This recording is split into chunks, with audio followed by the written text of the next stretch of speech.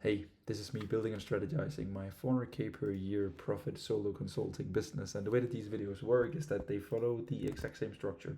I start with questions from the audience. This means that you can drop your question down below and then I'll answer it in tomorrow's video.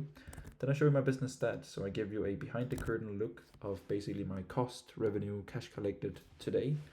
And then I show you my social growth of my channels. Then I show you my to-do list. I basically just share with you what I did today and what I'll be doing tomorrow. And then I do some live strategy in the end, which is basically just me brainstorming out loud and trying to fix my own bottlenecks so that I hopefully can get to $1 million a year in profit, which is my personal goal. But I have rules for myself. I can only take calls 3 days a week and I have to keep my profit margins above 85% because I've already taken 2 of my previous coaching businesses to more than $100,000 a month, which is a run rate to $1 million a year. But I had low profit, I had a very big team and a very high ad spend. So this time I want to do things a little bit differently while doing it just with me as a solo consultant and with my editing team and crew. And then maybe a CSM or an appointment setter along the way. I'll see how the volume holds up. So the way that these things go is that I go into my daily updates channel and I go to the community tab to see the comments. I then scroll down and see where we've gotten to. And today we only have one comment, so it's going to be a pretty straightforward Q&A, huh? So let's run it. Thank you so much, man. I got you, bro. With your current content output, how many quality leads are you getting per day? And ideally, how many would you want in order to grow at a manageable pace? This is a good question, bro. So I think the most important thing for me to answer first of all here is what I identify as a lead. A lead is a person, in my opinion, that you can get in contact with. So a lot of people would say you need an email. In my opinion, it's really just a follower on Instagram. That is, for me, it's a larger priority to get people onto my content ecosystem, then get their email through DMs typically, either ManyChat automation or whatever it could be, and then having them basically in a place where I can contact them. So the setup that I would recommend for most is to run follower ads that gets people into the ecosystem. Retargeting should be a freebie that you give away to trigger DMs. Every time you get new followers on Instagram, people into the ecosystem, you should have content or stories in place that gets people to comment or basically ask for something where you can then get their email by sending over the thing in return, and then you basically have followers, DMs, and emails. The thing that I'm missing right now is emails because I haven't been good enough at using my email because I didn't really prioritize the skill when starting out and running my previous coaching business. I realized that beginners don't really use email a lot, so I prioritize DM setting and basically content. And I do this still to this day because I had great success with it, but the previous mentor, so like the mentor that I have now that I invested in, he's extremely good at email, which was one of the reasons to why I invested into him, so that I could learn email, so that I can become really good at it, and that I can use it and give it to my mentorship clients. So I spent $18,000 so that they don't have to. So I'm implementing email. So I hope that makes sense, but with like a lead ecosystem. With my current content output, and how many quality leads do I need? Well, very good. So I typically get, I'll show you here in real time. I can't show you on PC in terms of Instagram because you can't see how many follows you get. But I'll take the most recent reel here that has been up for around 2 days now. And you can see that I've actually gotten 39 followers from this reel, which in my opinion is about 15 to 20 qualified leads. I haven't started a conversation with them. They've just entered into my ecosystem, right? So that is organically. So I probably get 10 to 15 to 20 followers per Instagram reel. Some of them flop, some of them don't. So organically, I'm probably getting, let's say, 300 to 400 followers per month. I also get unfollows because I'm basically cleaning up my existing audience with like a newer audience because I'm making content for a more educated audience. So organically, this is the pace that I'm growing, and also my YouTube channel, I'll show you. But how it's hard to say, bro, right? Because when I was running ads, I typically pay between $3 to $5 for a follower, and typically 20% is qualified, which means that I'm paying $3 to $5 for a lead, but I'm basically paying 15 or so for a qualified lead, which I'm totally fine with paying. The average price that we were paying in my previous coaching business for a lead would be around $8 to $10, which was an email and a phone number, so not an Instagram follower. I hope it makes sense. This is the only question today, so I'm trying to answer multiple different components of the question all at once here. Ideally, how many leads do you want in order to grow at a manageable pace? This is a good question, bro. I think what I'd like all of you that is watching is that what you want to do is that instead of you want to focus on leads, you want to basically, if this is the sales cycle, then at the end of the year, right, you make money, you make a sale. The term you want to use is CPA. So this is your cost per acquisition. So how much money are you paying in order to get a new client? And then what is important is, of course, what is a client worth to you, right? Not only just front end, but also total lifetime value. So what does an average client pay you month one? And what does an average client pay you over their lifetime period of working with you? And then you want to work backwards, right? So like maybe a sales call or a conversion or something here. So let's just do it easy and say call, right? How many people get offered a call that books? So this is like call offer, right? Typically you do this through email or you do it through DM, right? So let's do it like this. And people only end up as leads on as DMs or leads by going through a VSL or being a follower on Instagram, right? So here it's not really important the leads. What's most important is the cost per acquisition, right? So let's say that you're spending $200. This is pretty on the low end. But let's say you're spending $200 to acquire a client. This maybe means that if you close, let's say you close 50%, let's make very easy numbers, right? Then it takes 2 calls to basically close a client, right? Which means that you're paying $100 per call, 2 people show up, and you close one of them, which means that you're getting a client for $200, right? Then this will also have a price, so how many call offerings? This will also have a price, and this will have a price. So down here, we're paying the price per lead, right? For some people, it takes 100 followers to get a call.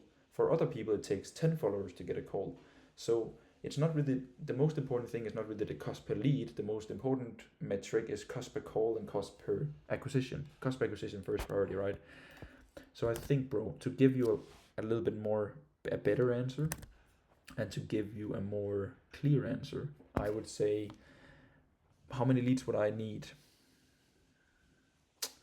I'll probably be spending around $200 a day when I start ads again, which is 6K a month, and I want to turn that into around 30 to 40K front end and 100K back end. I think it is pretty reasonable with the right time frame. So I hope that helps, bro. But the number that I want to leave you with, and maybe this will lead into your question tomorrow, is that 60% of the money that I make is from people who have been following me for more than six months on Instagram. So you do the math, bro. While I spend money today, I collect 60% of the money in month 6, which means that there is a very large time frame, right, from now and then all the way over to 6 months from now. People forget that when they run ads. Bro, thank you so much for your question. I really appreciate it. Next thing on the to-do list today is that we need to do, where are we here? We need to do business stats. So I'll basically run you through how many followers that I've gained over the past 24 hours. Today's the 5th of June, which means that I'll be calculating the 4th of June. 184 on daily updates. And let's see, main 6300. Pretty easy number to remember today, huh? Let's see, IG. This was definitely not Instagram. That is my thumbnail template. 21033. Daily updates 184. Nice. Yesterday didn't make any money. Let's see if I spent. So I'll head into my business text here. I always get a notification when I spend money.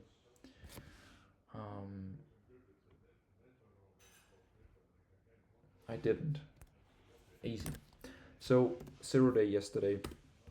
That's how it is. Again, I'm not focused on acquisition. I'm building my program right now, which leads into to-do list. So what the hell did I do today? Well, today's Father's Day here in Denmark, so I had lunch with my dad. Before that, I visited my dad's dad, right? So my grandpa. I visited him and I had coffee with him together with my sister and my dad. And then this evening here, I had dinner with my mom's dad. So today was just one big family day. I also had a call with my mentor. I also have a mentor, just like I'm mentoring others, so that I have a roadmap and someone guiding me through my business decisions. Which was a very good call. I really needed it, just like some clarity and direction in terms of what I'm spending the next few months on here. Because it can be quite boring for me. Not boring, that's not the right word, but right, the fun thing about business is growth and revenue and cash and numbers. But the next 2 months, I'm just basically sitting in this room, locked in, 10 hours a day, just making guides in my program. So it's nice to like talk to someone that can like drag me out of my own head a little bit and like speak a little bit more long term. Where am I going? What am I doing? So that was a very well needed call. Then I answered all clients on Slack multiple times, making sure that even though I have days like this where I don't work the most, I still get clients first priority. I posted an Instagram reel today. I think if you don't follow me on Instagram, please check it out. It's actually a really good reel that I posted today. I also did some reflection on my Instagram storyline. I can show you. Because I haven't really spoken a lot about it, but I actually bought my previous coaching business from my business partner, and then I closed it down the day after, which was a horrible financial decision, but it was much needed in terms of where I was at in my life. And as you can see now, I have the coolest job in the world, right? Like today, one of my mentorship clients just made a $5,000 paid in absolutely full.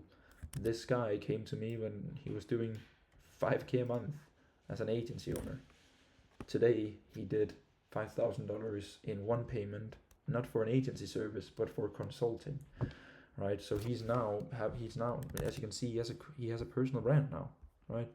This guy now like paid in full 27-minute call from consuming his YouTube channel. This guy has like 50 subs on YouTube, but he makes the right content for the right people and he's consistent. This guy will do amazing things, you know. So these are the people that I work with now, and good friends and good people. This guy has renewed my mentorship like 2 or 3 times, right? So I really appreciate it, man. Like I'm very grateful, forever grateful. I think that's the framing. So I think strategy-wise for today is just about allowing yourself to take a few steps back in order to take 10 steps ahead, right? If I had kept being in the same business that I was in, I would never really have evolved and moved myself as a business owner and as a person, right? Because I would have been stuck in something that I didn't enjoy for the sake of making money. And if you're stuck in something that you don't enjoy only for financial gain, then that is fine for a period of time, but it shouldn't be a long-term thing, right? And at some point you need to pull the plug, take a few steps back, and then build the business that you want to build, right? I did it very brutally, I think that is the word, because I shut it down, right? I went from 100% focus in that business to 0, and then spending all of my time building a new thing. What I recommend most of my clients to do is that instead of having 100% focus on, let's say, a done for you agency, drop it out to 80%, allocate 20% focus for long term, and then slowly do like this, right? So you minimize the manual work, the work that will not push you further in your business journey, and then you slowly allocate it towards longer term, right? But once your cash flow and your personal state of mind and your personal finances are in order for you to do so. So that is what I'm going to leave you with today. Tomorrow I have a long day with a bunch of client calls, community call as well, where I'm presenting a masterclass on how to turn your knowledge into a core product that can then be delivered in 3 different ways. So that's going to be a good one. So I really appreciate you, and if you make it this far in these videos, you'll also make it far in life, because you can watch something as boring as this. Leave a comment if you made it this far. This is a test, a funny test. I really appreciate it, and we'll see each other tomorrow.